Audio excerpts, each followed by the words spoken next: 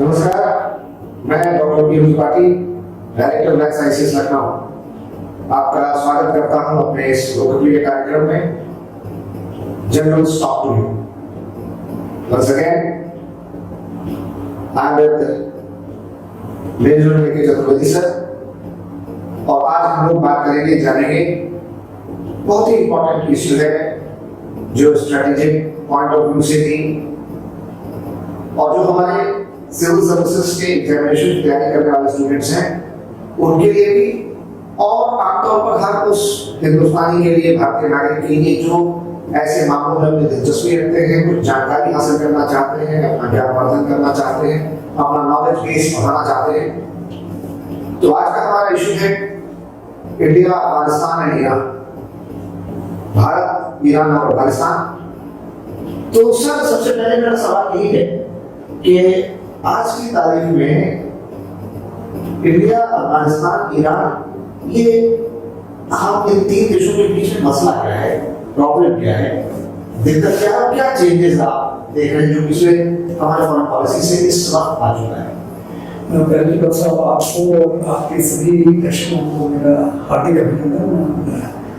इस टॉक में मुझे बताने की बहुत बहुत धन्यवाद।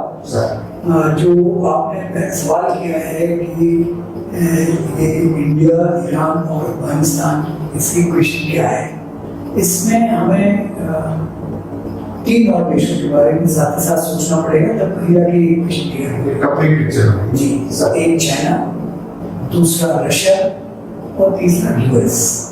इनके और इन रिसेंट टाइम्स शायद उनका मुस्लिम की जरूरत नहीं है, शायद टर्की जो कि कुछ कोशिश कर रहा है, लेकिन असली ये तीन देश जो है बहुत इम्पोर्टेंट है। अगर आप देखिए, जहाँ तक हिंदुस्तान और अफगानिस्तान का प्रश्न है, तो ऐतिहासिक समय से गंधार सिविलाइजेशन हमारे यहाँ ऑलरेडी हमारे वो हिस्टोरिकल टेक्स्ट में इंक्लूडेड है। जैसे महाभारत में गंधारी जो थी, वो गंधार की राजकुमारी थी जो आज कंधार है। तो ये बहुत आवश्यक है कि ये हिस्टोरिकली जो है हमारे बिल्कुल नजदीक था, हमारे सिविलाइजेशन कल्चर है। इसके अलावा जहाँ तक ईरान का प्रश्न है, वो भी यहाँ तक बोला जाता है कि जो कृष्ण के जो ग्रेट ग्रैंडसन थे साम, प्रद्युम्न, अनिरुद्ध और साम, उनकी कोरोनेशन के लिए भी जो ब्राह्मण आए थे, उसको वैदिक कल्चर ही था पूरा वहाँ में, वो भी आज के ईरान से ही आए थे, पर्शिया से, और मार्क ब्रांड से आए थे वो। जैसे कि आप जानते हो जिला में साकालद्वीप के नाम से साकालद्वीप। हाँ, तीसरा एक और चीज इसमें बहुत इंटरेस्टिंग थी, वो ये कि ईरान में जो ईरान से एक जो दो माइग्रेशन बहुत अच्छे हुए हैं, जिसको कहा जाए कि जो कि जिनका एक प्रोफाउंड इन्फ्लुएंस है हमारे पर। एक है ये पारसी आई, जब इस्लाम आया तो वहाँ पे जो उनके पहले जो ज़ुराथुस्ट्रा के अनुयायी थे और जो पारसी धर्म मानते थे, अल-वेस्ता किताब थी, हाँ, तो वो उससे वो लोग जो है उनको परसिक्यूशन हासिल हुआ, तो वहाँ तो छोड़ के आए और गुजरात के कुछ पहले आ गए में, और वहाँ से वो हमारे एक साथ हुए, एक भारतीय समाज में मिल गए और एसिमिलेशन हो गया। और मतलब उसका देखिए, जो उन्होंने बोला था, जो आज उनका आया था पहला आदमी, उसने ये बोला, बहुत उसने राजा से लिया एक गिलास और उससे बोला कि इसमें पानी दीजिए, पानी में उसने थोड़ी चीनी मिलाई और चला गया कि देखिए रंग को फर्क हो गया। हाँ, बिल्कुल वही है, पिया तो मीठा। तो उन्होंने कहा, हम आपके समाज में वैसे ही सम्मिलित होंगे जैसे चीनी। तो ये एक बहुत बड़ी बात थी, लेकिन उसने राजा ने उनको अधिकार दिया कि आप अपने ढंग से जियो, लेकिन भारतीय जो पहनावा ओढ़ावा आप ले लो, और नाम कैसे बंदूक का धंधा कर रहा बंदूक वाला, बाल्टी का धंधा कर रहा बाल्टी वाला, और वो टाटा वहीं से शुरू। आप देखिए टाटा का हमारे देश में क्या योगदान है। तो ये एक जिसको कहा है हिस्टोरिकल और कल्चरल, जो हमारी जो एकजुटता थी दोनों देशों के साथ थी, और इस्लाम भी इसको बीट नहीं कर सका। इस जो इस्लाम में, जैसा कि आप जानते हो कि मोहम्मद साहब के बाद, प्रॉफिट के बाद, वहाँ उनमें भी आपस में डिवीजन हुआ, जिसको बोलते हैं कि शिया और सुन्नी। तो जो शिया थे जो अली के वंशज थे, अली के फॉलोअर्स थे, तो वो जो है वो यहाँ लखनऊ में आए, अवध में आए। तो जो शिया कल्चर का हमारे ऊपर एक बहुत बड़ा इन्फ्लुएंस है। नवाब सादत खान साहब आए थे और उनके बाद उनकी जो अच्छा हुई है, बल्कि सर ईरान के बाद शिया कल्चर का सबसे बड़ा सेंटर हमारा है। एक सम पॉइंट ऑफ टाइम होगा कि आयतुल्लाह खोमेनी जो थे उनके पूर्वज बारामती से ईरान गए थे और वहां से फिर वो ईरान से भारत और भारत से फिर ईरान। तो खोमेनी साहब का तो ये इक्वेशन है। पहला तो ये हमको समझने की जरूरत है कि हम लोग बहुत ही ओल्ड लिंकेज है, कल्चरल कॉन्टेक्स्ट है, एसिमिलेशन है, हम लोग साथ साथ सदियों से रहते आए।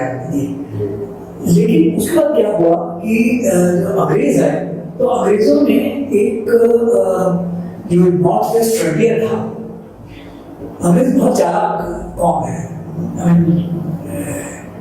एक तरह से अगर अंग्रेज होता तो शायद बहुत प्राउड के साथ कहता, लेकिन एज इंडियन में बहुत प्राउड नहीं उसको कहने में। उन्होंने क्या किया कि जो पख्तून और पश्तून वाली बेल्ट थी उसको बीच से, इसको कहते हैं कि हमारे शरीर को बीच से काट दिया।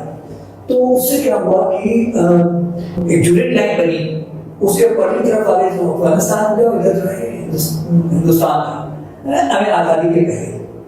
तो ये जो हुआ तो पख्तूनों का तो ये बड़ा ही अनस्टेबल बॉर्डर रहा हमेशा, क्योंकि वो कल्चरली एक थे, आपस में आना जाना रहता था और वो चलता रहा, और जिसकी वजह से बॉर्डर बड़ा अनस्टेबल रहा।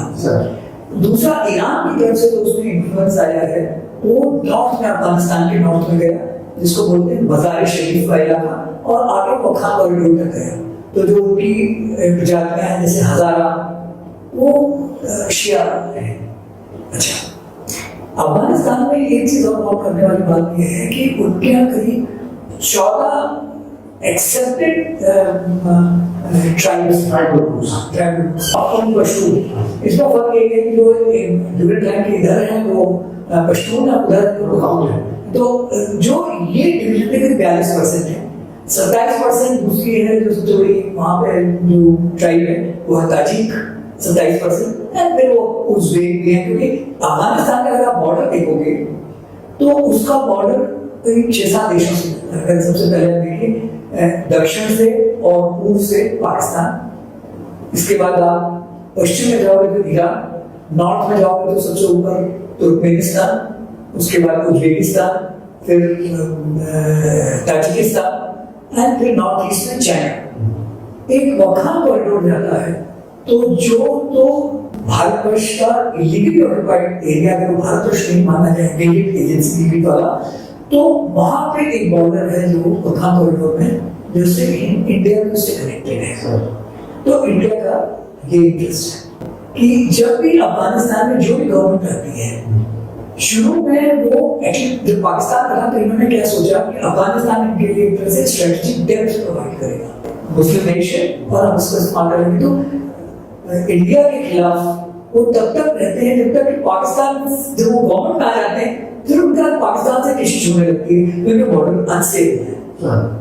तो एक ये चीज बहुत उसमें समझने वाली बात है। अफगानिस्तान एक बड़ा ही विचित्र देश है। हमारे देश में क्या है कि धर्म के नाम पे डिविजन्स हैं, उनके ट्राइब के नाम पे, और उनके एक पख्तूनों में एक कोड है, इसको बोलते हैं पख्तून वाली। पख्तून वाली जो है वो इस्लाम से भी ज्यादा स्ट्रॉन्ग है। बड़ा सा कुछ पता उसमें वो जिसको आप जैसे काबुली वाला जैसे पिक्चर देखेंगे, पठान का जो हमारे या उस जंजीर पिक्चर में शेर खान का कैरेक्टर है, इस तरह का होता है। वो पख्तून जो होता है बड़े जबान के लिए जबान का पक्का जान देने वाला होता है, तो पख्तून वाली कैरेक्टर था।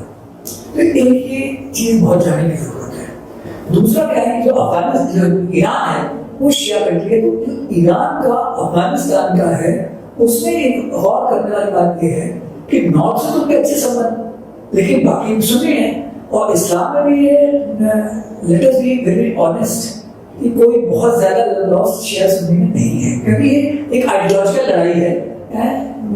मैं इसमें और ज्यादा नहीं कहूँगा, पर इतना ही कहूँगा जिसकी वजह से जो वहाँ पे है अफगानिस्तान और ईरान का वो एक प्रॉब्लम है। दूसरा क्या है कि क्योंकि पाकिस्तान बड़ा अनस्टेबल होता जा रहा है, तो जैसे इंडिया का होस्टाइल है, तो इंडिया को जो एक्सेस चाहिए सेंट्रल एशिया के लिए, क्योंकि हमारा अगर हमको खैबर क्रॉस करके अफगानिस्तान और उससे फिर हम ताजिकिस्तान तरफ जाए सेंट्रल एशिया की तरफ, तो पाकिस्तान में जाना है। अगर पाकिस्तान आपको घुस जाए तो आप कैसे जाओगे? तो उसके लिए हमें जरूरी क्या हुआ कि ईरान से एक्सेस हमको जरूरी हो गई। इस सिलसिले में ये टीम का जो ये, तो ईरान हमारी जो सिक्योरिटी मैट्रिक्स में बहुत इंपॉर्टेंट, जो एक वहाँ चाबहार पोर्ट है ईरान में, चाबहार से जायदाद तक एक 256 किलोमीटर एक जगह है, 600 किलोमीटर जगह है, वहां तक रेलवे लाइन कि चाबहार को मेंटेन करेंगे, और दूसरा ये जायदाद वाली रेलवे लाइन पे हम उनकी मदद करेंगे, रेलवे लाइन लग जाएगी। उसके चलते 2009 से पहले ही हम लोगों ने ईरान का अफगानिस्तान का रिकंस्ट्रक्शन शुरू हुआ था। तो हम लोगों ने ज़राश्त बॉर्डर पे है, वहां से लेके दिलरब करके जगह है अफगानिस्तान में, वहां एक रोड बनाई थी। वो रोड जो है उनकी गार्लिक रोड के ऊपर है अफगानिस्तान, और वहां से उनको मजालिक शरीफ होते हुए ताजिकिस्तान का ही रास्ता है। तो अभी जो है ये जो था, ये हमारे लिए इसकी इंपॉर्टेंस है नंबर 1। नंबर 2 क्या हुआ कि हमारे अफगानिस्तान से संबंध हमेशा अच्छे रहे। आपको जैसे मालूम भी होगा, बासमती राइस वहां से आया है। हाँ, तो दोस्त मोहम्मद जब आए और आगे देहरादून में रखे गए थे सेकेंड एंग्लो अफगान वॉर के बाद, तो वहां पे अपने साथ लेके आए थे। तो हमारे हमेशा उनसे संबंध अच्छे, एक्सेप्ट वंस इन हिस्ट्री और now you can say twice in history. एक बार क्या है कि 1978 में जो वहाँ के मोहम्मद दाऊद के प्राइम मिनिस्टर थे, उन्होंने तख्ता दही शाह का पलट करके वो हेड ऑफ द स्टेट बन गए थे, लेकिन उनका मॉडल करके जो एक कम्युनिस्ट रिजीम नूर मोहम्मद तरानी की बनी, वो जो है हमने उनको सपोर्ट किया, तो अफगान हमारे खिलाफ हो गए। अफगान को कोई सब्जुगेट नहीं कर सकता, वो अपनी वाली का जो मैंने बताया, कभी वो हिस्ट्री में कोई उनको दबा के रख नहीं पाया, दबा के रख नहीं पाया। तो उसमें उन्होंने क्या किया था कि वो एक इलाका टाइम में वो हमारा उनसे संबंध अच्छे नहीं है। दूसरा 1996 से 2001 तक जबकि तालिबान महाशासन में थे। अभी इसमें थोड़ा सा जियोपॉलिटिक्स, एक पिछली हिस्ट्री की समझने की जरूरत है। क्या हुआ कि अफगानिस्तान जो इसका रशिया जो था, जब रशिया था, तो रशिया जो था वो चाहता था access to Indian ocean long waters के लिए, मतलब 19वीं शताब्दी में और 18वीं शताब्दी में आपको याद होगा बहुत वो ग्रेट गेम के नाम से चला कि वो रशिया और इनके बीच में, but that thing got over when it became Soviet union. लेकिन सेकेंड वर्ल्ड वॉर के बाद जब ये खत्म हो गया, जर्मनी ने डिस्ट्रॉय कर दिया हिटलर के एम्पायर को, नाजी जर्मनी को, तो एक नया दुश्मन खड़ा शुरू था कम्युनिज्म। अब अंग्रेजों ने कहा कि भाई हिंदुस्तान आजादी के बाद शायद हमारी बात इतनी आसानी से सुनेगा नहीं, तो उन्होंने उसके मतलब में एक देश बना दिया, वो है पाकिस्तान।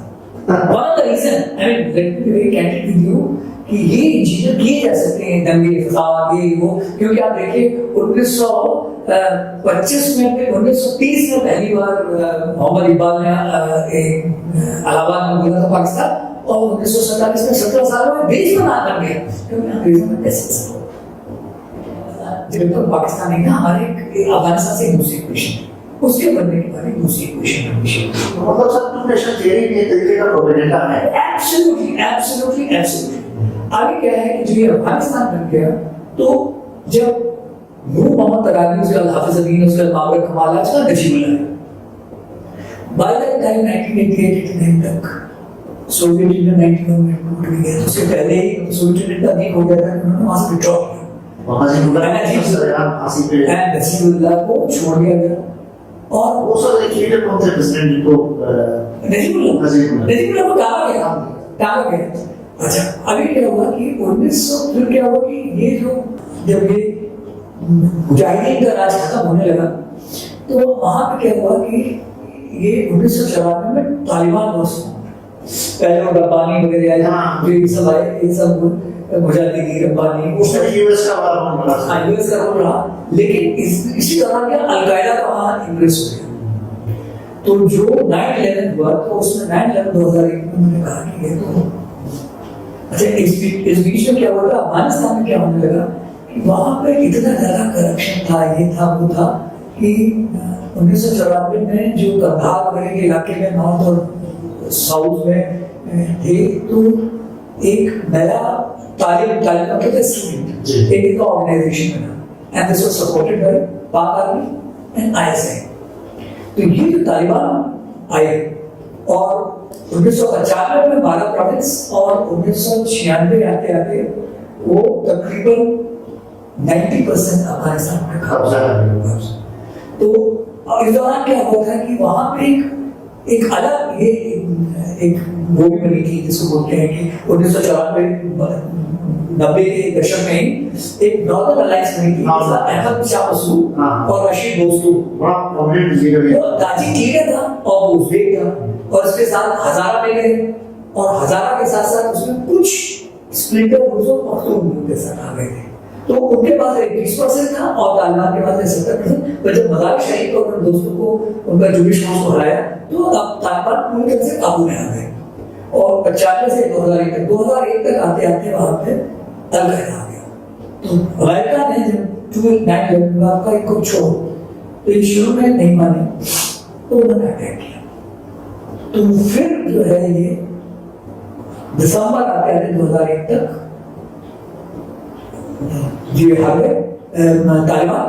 और इनको क्या क्या पाकिस्तान आर्मी ने, क्योंकि उसमें करीब 50,000 पाकिस्तानी सिपाही में मुस्लिम लड़ रहे थे, रेगुलर आर्मी हिस्से थे जो कि उनको वहां ले गए कहां पे पाकिस्तान में वापस। तो मतलब ये हार तो गए थे लेकिन डिसमेंट नहीं हुए। तो दे स्टार्टेड रीग्रुपिंग। इसमें पाकिस्तान ने एक और जगह की इनकी जो फैमिलीज थी वो ज्यादातर पेशावर क्वेटा उस इलाके में थी। उसका क्या हुआ कि अब जब भी 2003 तक वो फिर से पावरफुल हो गए। इन बिटवीन क्या हुआ, बहुत कॉन्फ्रेंस हुई दिसंबर 2001 में और उसमें ये डिसाइड हुआ कि नया कॉन्स्टिट्यूशन बनेगा और नई गवर्नमेंट आएगी। तो पहले तो ऑफिशियली बने और 2004 में इलेक्शन के बाद हामिद करज़ई प्रेसिडेंट बन गए। जब प्रेसिडेंट बन के वो आ गए तो अभी जो है उन्होंने इनको ऑप्शन दिया आपस में बात करना, लेकिन क्योंकि इनके ऊपर तो आईएसआई का काबू था तो एक उस्मानी ने नहीं एंड लेकिन 2003 से इन्होंने फिर से एक्टिव इंसर्जेंसी शुरू की। पहले तो वो नॉर्मल लड़ाई लड़ रहे थे, अब उन्होंने एक्टिव इंसर्जेंसी शुरू की और उस इंसर्जेंसी के चलते हुए होते होते फिर क्या हुआ कि 2008-9 तक आते आते वो काफी पावरफुल हो गए। लेकिन क्योंकि अमेरिका का सपोर्ट था, नाटो का भी इनके साथ सपोर्ट था, तो हामिद करज़ई को सेकंड टर्म मिला एंड हामिद करज़ई ने मना भी कर दिया उनसे उनकी हमें इनको नहीं हम मान रहे हैं। अच्छा, इंडिया का एक बड़ा इनके साथ क्या रहा कि हम लोगों ने तालिबान को कभी रिकॉग्नाइज नहीं किया। उनकी गवर्नमेंट तब भी हमारा उनको सिर्फ 3 देशों ने, सऊदी अरेबिया, यूएई, पाकिस्तान ने उनको डिप्लोमेटिक कंडीशन दिया था, बाकी किसी ने नहीं दिया था। उसके बाद जो सेकंड टर्म 2014 में ये घनी अशरफ आ गए, ये दोनों इससे वो था पख्तून्स, क्योंकि वो इक्वेशन आप नहीं घड़ी और दुनिया को आप नहीं तोड़ सकते हो। तो जो पहले था फर्स्ट स्टेप इनके टेन्योर में अब्दुल्ला इनके सीईओ थे, जो अभी फिर से सीईओ में जो अगला इलेक्शन हुआ उसमें वो 9/14 में हुआ तो ये अब्दुल्ला ने ऑब्जेक्शन किया और उन्होंने नहीं माना। इनमें जो डिवीजन था उसके चलते तालिबान स्ट्रॉन्ग हो गया। अभी क्या हुआ कि इन्होंने डिसाइड किया भाई हम अफगानिस्तान छोड़ेंगे, तो ये बातचीत करना चाहते थे, कोशिश कई बार की नहीं हुई। मीट है फाइनली इन्होंने एक इनका ऑफिस बना दोहा में अपना तालिबान का, वहां अमेरिकन से डायरेक्ट बातचीत की। तालिबान ने कहा कि हम आपसे बात करने को तैयार हैं, प्रोवाइडेड आपसे बात करेंगे, अफगान गवर्नमेंट से बात नहीं करेंगे। अमेरिका से बात करेंगे, अफगान गवर्नमेंट से नहीं करेंगे, पपेट गवर्नमेंट। वो बस अशरफ गनी से नाराज है। ये जो है ये अपना अमेरिका इस्लाम है क्योंकि निकलना चाहते हैं। जो 29 फरवरी को इस्लाम एक्ट हुआ है उसमें क्या हुआ कि ये हो गया कि हम छोड़ेंगे, उनके पूरे इंटरेस्ट तालिबान ने अंडरटेकिंग काइंड ऑफ दिए कि हम आपके इंटरेस्ट को देखभाल करेंगे अमेरिका से। बाकी ये तय हुआ कि इसके बाद क्या है जो इंट्रा अफगान डायलॉग होगा वो मार्च में होगा, लेकिन इसमें प्रिजनर स्वैप की प्रॉब्लम थी बट अमेरिका का धक्का मारने सब कुछ करा गया। 12 सितंबर को फिर से टॉक शुरू हुआ। इस बीच सवाल आता है कि हमारा क्या होगा, जब ये अफगानिस्तान के रिकंस्ट्रक्शन में हमारा बहुत बड़ा योगदान था। एक सलमा डैम बना हेरात में, वो हमने बनाया, उनकी पार्लियामेंट हमने बनाई, इंदिरा गांधी के नाम पे अस्पताल ही बना, 2 और प्रोजेक्ट्स हैं, जरा रोड बना। तो आप ये समझ लीजिए 5 प्रोजेक्ट के अलावा आज की तारीख में India number 5th highest donor है। अच्छा, एवरेज अफगानी आपके साथ है, लेकिन तालिबान के साथ आप नहीं, तो तालिबान के आपके साथ आप तो पाकिस्तान से इंटरेस्ट है। अभी ये नुकसान हुआ इसकी वजह से, तो ये जो अब बात वहां पर अटकी हुई है कि उनमें की टर्म ऑफ एंगेजमेंट क्या हो गई, टर्म ऑफ रेफरेंस का टॉप के अशरफ गनी में और तालिबान में वो नहीं, क्योंकि फ्यूचर गवर्नमेंट जो होगी वहां पे तालिबान की होगी। तो अभी अब्दुल्ला बुलाए थे वो प्राइम मिनिस्टर से लेकर सबसे पहले सितंबर में, तो उन्होंने ये हमारा ये है कि गवर्नमेंट जो होनी चाहिए आने वाली गवर्नमेंट वो अफगानिस्तान अफगान द्वारा बनी होनी चाहिए, अफगान के लिए होनी चाहिए। और उसमें मतलब हम क्या है पाकिस्तान को इंक्लूड करना चाहते हैं। इस बीच में क्या हुआ, यूएन ने एक ग्रुप बनाया जो ओवरसी करेगा पीस फोर्सेस, 6+1 उसको बोलते हैं। 6 कौन से हैं, जो बॉर्डर वाले 6 देश हैं, 7वां हिंदुस्तान ने इसमें इंक्लूड किया है, 2 यूएस एंड रशिया, क्योंकि पीस फोर्सेस दोनों। अच्छा, मजे की बात है, पीस टॉक हो रही थी, अमेरिकन से तालिबान से बात कर रहे थे, रशियन तालिबान और अशरफ गनी दोनों से बात कर रहे थे। तो 6+1 अफगानिस्तान, तो वो जो उसको उन्होंने कहा ये ओवरसी करेंगे, इंडिया को नहीं करेंगे, सेटबैक है पाकिस्तान में इन्फ्लुएंस इसके ऊपर, क्योंकि पाकिस्तान जो है वो नहीं चाहता कि इंडिया, क्योंकि इलीगल ऑक्युपाइड है पाकिस्तान, तो हमारा तो बॉर्डर है। तो जो मैंने शुरू हुआ वाखान है वो उसका यहाँ पे तो हम लोगों को इनसे डेवलप बातचीत करनी ही पड़ेगी, जिसमें कोई शक नहीं। चाहे सुना है कुछ बैक चैनल टॉक हो रही है, अगर नहीं हुआ तो जो 3 सिनारियो मेरे हिसाब से, पहला तो ये कि तालिबान की गवर्नमेंट आ जाए, घनी पता नहीं का क्या फ्यूचर होगा, ये मतलब अब इंडिया का कोई उसमें रोल नहीं रहता है, एंड पाकिस्तान पे लहर वो जैसे बोला जो भी गवर्नमेंट आएगी वो इंडियन गवर्नमेंट हो जाएगी। अच्छा, दूसरा क्या है कि दूसरा सिनारियो ये है कि भाई अशरफ गनी भी उनके साथ ज्वाइन कर रहे हैं, एक नई सिचुएशन बनी, और तो ये अब्दुल्ला बहुत ही सिग्निफिकेंट है। तीसरा है तो आप फिर से प्राइवेट केस पे आ रहे हैं, सिविल वॉर शुरू हो रहे हैं, वो बहुत डेंजरस और अनफॉर्चुनेट होगी। तो इसमें जो है चाइना का रोल क्या है, चाइना क्या चाहता है कि जो उसके मिनरल्स महसूस करने है। अच्छा, इंडिया की इंटरेस्ट क्या है, पहली चीज तो ये है कि हमको जो सेंट्रल एशिया के लिए वहां से रुक मिलने की बात है। दूसरा क्या है कि TAPI Turkmenistan, Afghanistan, Pakistan, India pipeline है वो इंडिया थ्रू निकल रही है। तीसरा क्या है कि ताजिकिस्तान में बहुत ज्यादा हाइड्रो रिसोर्सेज है, वहां से हम हाइड्रो पावर भी ला सकते हैं। दूसरा हमने जो इतना इंफ्रास्ट्रक्चर क्रिएट कर दिया है और इन्वेस्टमेंट किया है, $3 बिलियन, छोटा मोटा नहीं है। अच्छा, एक और चीज जो है बहुत इंटरेस्टिंग है, पाकिस्तान को हम तो चाबी दे सकते हैं। क्या है कि जो इंडस वाटर ट्रीटी हमारे और पाकिस्तान के बीच होगी वो ईस्टर्न रिवर्स के लिए है, जो 5 पंजाब और इंडस के लिए है। तो उसमें वेस्ट से तक आगे होगा कुछ नहीं दिख रहा है, और जो उसमें मेजर कॉन्ट्रीब्यूशन काबुल रिवर का है, 102 MAF पानी वहां से आता है, तो अटक पे आके मिलती है इसमें। जो इसमें जो सबसे बड़ी चीज है कि इंडिया ने फिजिबिलिटी दी कि इस पे अगर, क्योंकि वो बहुत ड्राई एरिया है, उसका जो बेसिक एरिया है काबुल का, कि इसमें 12 अगर आप डैम बना तो आपका इरिगेशन अच्छा हो सकता है, और उसके चलते एक शार्प डैम बन भी गया है। तो वो पानी का होगा तो पाकिस्तान को नुकसान हो जाएगा। तो इसलिए पाकिस्तान वहां आपको नहीं आने देना चाहता, हम जाना चाहते हैं कि इससे पाकिस्तान, क्योंकि जैसे पिछली बार मैंने बोला था कि करीब इंडस रिवर में जो सेल्फ बैलेंसिंग वेलोसिटी घटी है, कि उससे पानी इतना निकाल दिया गया है कि करीब 84 किलोमीटर को अंदर आ गई है, और जो इस सिंध का इलाका है तो बिल्कुल खराब हो चुका है, वहां पर सलाइन नहीं है, तो पाकिस्तान को नुकसान हो सकता है, और ये कंट्रोल की बात है जी। तो ये अच्छा, अभी इसमें आपका जो क्या प्रश्न है कि इसमें ईरान का कहाँ रोल है?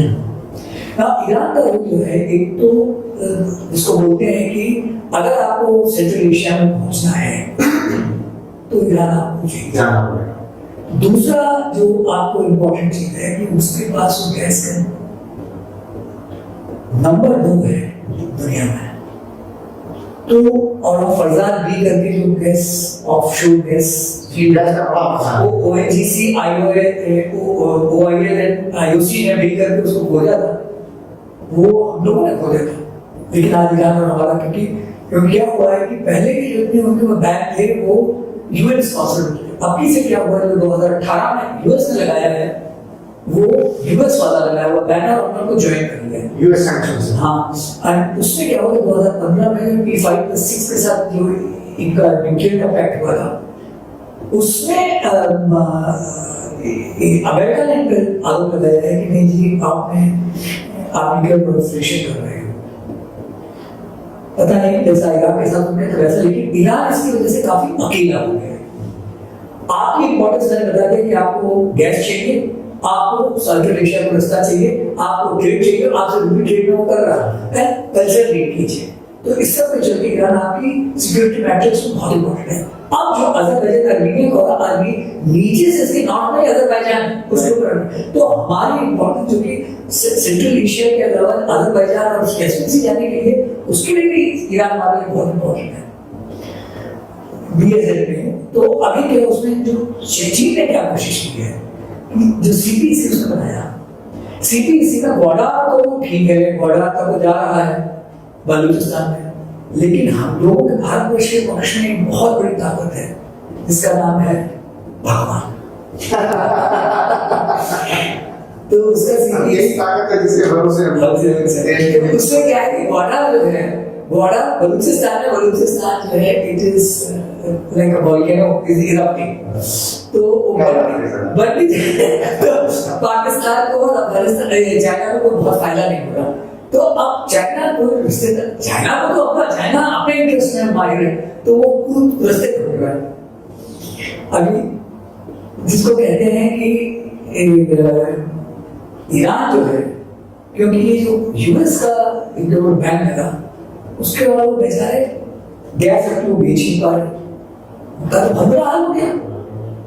तो अच्छा वो गए वो ब्रसेल्स में कहा जो मीटिंग थी इसकी G7 की, वो गए और साथ में बैठे रहे, मिलने भी नहीं, बातचीत करने को तैयार नहीं। तो उसका जो एक नुकसान हो रहा है, तो अब वो जो है मरता क्या करता वाली हालत में हमें। चाइना ने हमको एक लॉलीपॉप दिखाई है कि भाई हम उसे जो 1 जुलाई में न्यूयॉर्क टाइम्स ने एक ड्राफ्ट एग्रीमेंट जो है 2016 से शी जिनपिंग कोशिश कर रहे हैं एक पैक्ट को बनाने की। इसके मुताबिक क्या होगा, मेन चीजें हैं उसमें $400 बिलियन अगले 25 साल में चाइना ईरान में इन्वेस्ट करेगा। अच्छा, उसमें जो असली चीज है कि और 25 साल तक सब्सिडाइज रेट पर ऑयल एंड गैस ईरान को सप्लाई, चाइना को सप्लाई करेगा।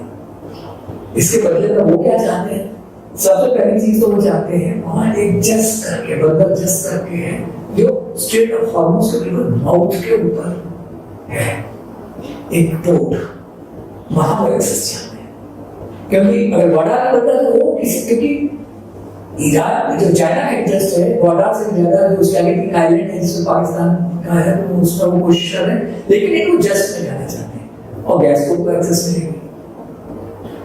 तो ईरान और चाइना के इंटरेस्ट मिल रहे हैं जो इसमें दिखा, लेकिन अभी मतलब things are not all that simple.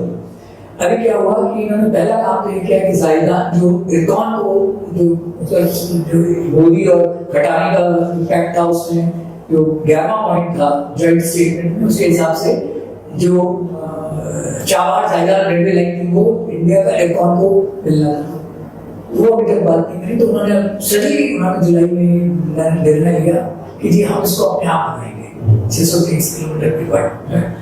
तो फिर बाद में क्लैरिफिकेशन दिया मिनिस्टर ने कि अभी ये पूरी तरह से फाइनल निर्णय नहीं है, वो बैक साइड नहीं हुआ है, उसका नाम क्यों नहीं है। दूसरा उसमें जो हिंदुस्तान के फरजान से उनको बाहर कर दिया गया, जोड़ा हमने डेवलप हमने किया, अभी आप कहना हम क्या, क्योंकि आप गैस खरीद नहीं रहे तो IOCL का फायदा देखेगा।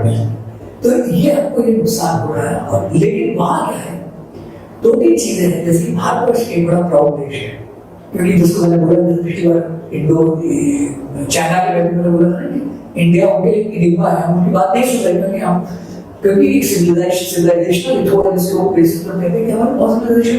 उसी तरह ईरान भी जो है वो इस्लामिक तो ठीक है लेकिन वो अपनी जो सिविलाइजेशन के तौर से पीछे से ट्रेस तो वो जो सिविलाइजेशन के तौर से उसको अपना बहुत इतना सारी पर्शियन चाइनीज है वो पुरानी सिविलाइजेशन का था नाइदर वेस्ट नॉट ईस्ट उनका नारा था कि भाई ईरान शुड बी इंडिपेंडेंट।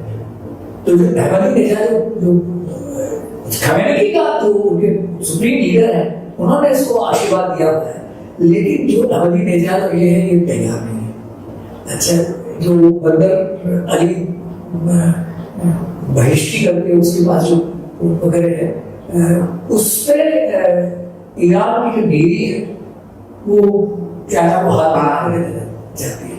हो सकता है इसमें एक चीज और भी बैठे क्योंकि जो पर्शियन गल्फ के अंदर बहरीन में अमेरिका का 5th फ्लीट है, अगर आप जस्ट पे जाके बैठ गए तो आप उसके को ब्लॉक कर सकते हो।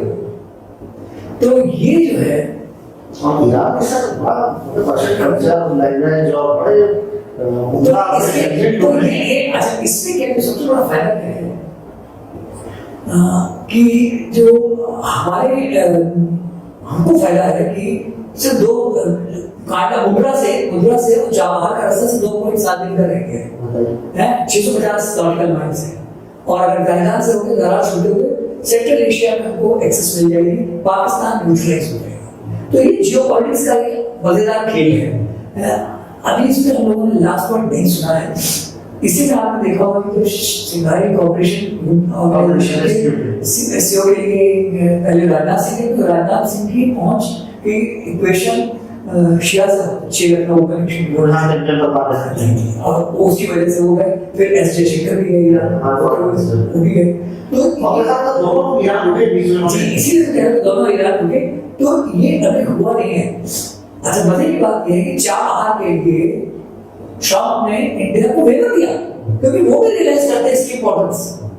चाबहार अगर आपको पहुंचना है सेंट्रल एशिया तो चाबहार तो बहुत इंपॉर्टेंट लिंक है। तो अभी क्या होगा 3 नवंबर का इलेक्शन होगा वो काफी इंपॉर्टेंट है। उसके बाद इसमें कुछ American presidential election is going to decide this very geostrategically volatile issue. तो ये ओवरऑल आज सर ने एक बैकग्राउंड बताया, बहुत एनलाइटनिंग, बहुत एनरिचिंग और बड़ा इंफॉर्मेशन बेस्ड था। लगता है आपको भी कुछ इससे आइडिया मिलेगा, अंदाजा मिलेगा इस पूरे जियोपॉलिटिकल स्ट्रेटजी इशू सब्जेक्ट को समझने में। आगे फिर मिलेंगे अगले एपिसोड, अगले प्रोग्राम में। General stop to you, question कोई सवाल आप अपने कमेंट बॉक्स में लिखकर भेज सकते हैं। We will definitely get back to you. Thank you, शुक्रिया, धन्यवाद।